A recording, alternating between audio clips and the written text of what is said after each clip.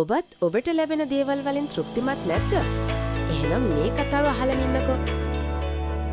දවසක් යාළුවෝ දෙන්නෙක්ට ගමනක් යන්න වුණා. මේ දෙන්නට යන්න තිබුණේ විශාල කන්දක් නැගලා ඒ හරහා. ඉතින් ඔහොම යද්දී දැන් මේ දෙන්න මහන්සියෙන් අර කන්ද නගිනවා. ගොඩක් අමාරුයි.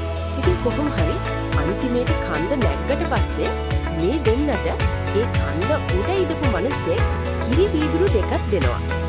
එක යාළුවෙක් මේ කිරි වීදුරු අරන් අනේ මට මෙච්චරද හම්බුනේ. මම ලොකු කන්දක් නේ නැග්ගේ.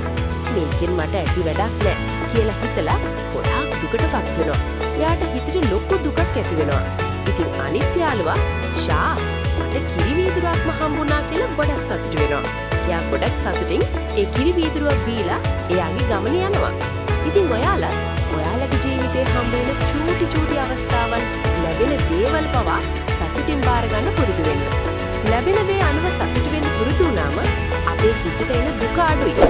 ඒකෙන් අපේ වැඩ ටික හොඳින් කරගන්න පුළුවන්.